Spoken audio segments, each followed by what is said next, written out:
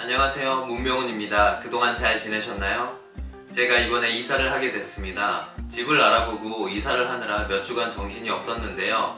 그래서 그동안 촬영을 하지 못했습니다. 집을 알아보면서 부동산 중개 사이트에 들어가 보고 부동산에 직접 찾아다니며 여러 집을 봤었는데요. 집을 직접 알아보니 여러 형태의 집이 있고 가격도 천차만별인 걸 알 수 있었습니다. 평생 가도 제가 살 수 있을까 싶은 집들도 있었습니다. 수억 원, 수십억 하는 집값을 보며 한편으론 주눅들었고 다른 한편으로는 부러움을 느끼기도 했습니다.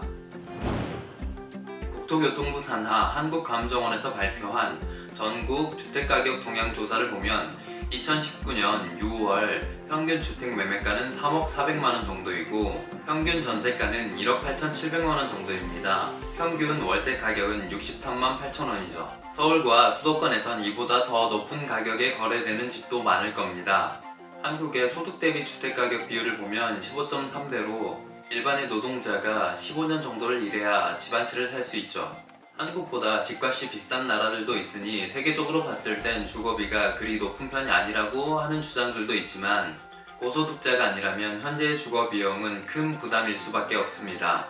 매년 정부는 집값, 특히 아파트값을 잡겠다고 공언하지만 한 번도 성공한 적은 없습니다. 한국에서 아파트는 단순히 주거 목적이 아니라 투기와 계층 구분의 수단이 되기도 합니다. 이 때문에 프랑스 지리학자 발레리 줄레조는 한국을 아파트 공화국이라고 부릅니다. 발레리 줄레조는 프랑스의 지리학자로 1990년대에 한국의 주거 문화를 연구해 박사학위를 취득했습니다. 그 내용을 담은 책이 아파트 공화국이죠. 저자는 책에서 한국의 아파트 단지 개발사를 보여주며 한국의 주거 문제를 분석합니다. 한국에서 아파트를 짓기 시작한 건 1960년대부터입니다. 그런데 1960년대에는 아파트가 많지도 않았고 그리 인기 있는 주거 형태도 아니었죠. 아파트가 주목받게 된 것은 1970년대 미개발지인 강남이 개발되면서부터입니다. 1970년대 강남에는 교통 인프라가 들어서고 주차장, 잔디밭, 놀이터 등을 갖춘 아파트 단지들이 성냥갑처럼 줄지어 세워지게 됩니다. 1980년대 규제가 완화되면서 고층 아파트가 많아지게 되는데 86년 아시안게임, 88년 서울올림픽 등 세계적인 스포츠 행사가 열리면서 정부는 도시 미관을 정비하기 위해 아파트 건설을 장려하게 됩니다.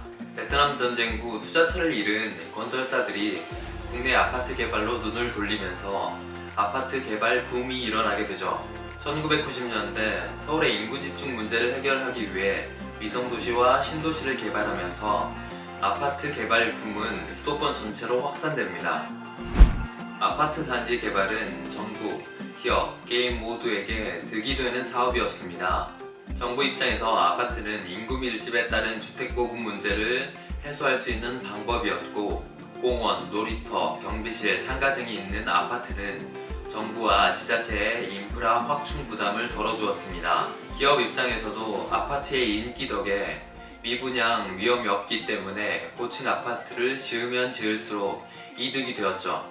구매력만 있다면 지역 주민들에게도 아파트 건설은 이익이었습니다. 시세보다 낮은 가격에 아파트를 분양받을 수 있었기 때문에 주민들은 재개발 조합을 만들어 아파트 건설을 촉구했죠. 이들에겐 아파트가 단순한 주거지가 아닌 투자처였던 것입니다.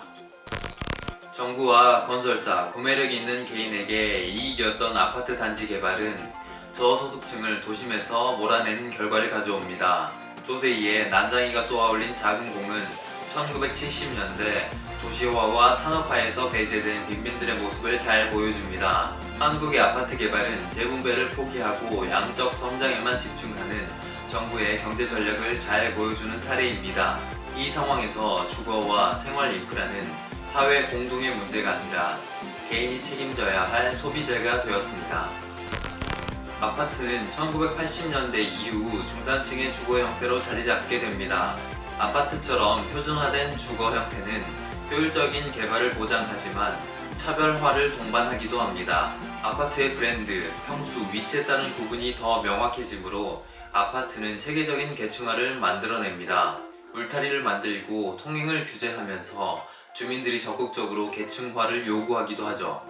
아파트 공화국의 저자는 아파트처럼 단일하고 표준화된 주거 형태를 당연하게 생각하는 사고방식에 의문을 제기합니다. 누군가에게 아파트는 단순한 집이겠지만 누군가에게 아파트는 투기처이고 자신의 계층을 보여주는 상징물입니다. 아파트는 우리 사회에서 어떤 의미를 갖고 있을까요? 오늘의 책 아파트 공화국이었습니다.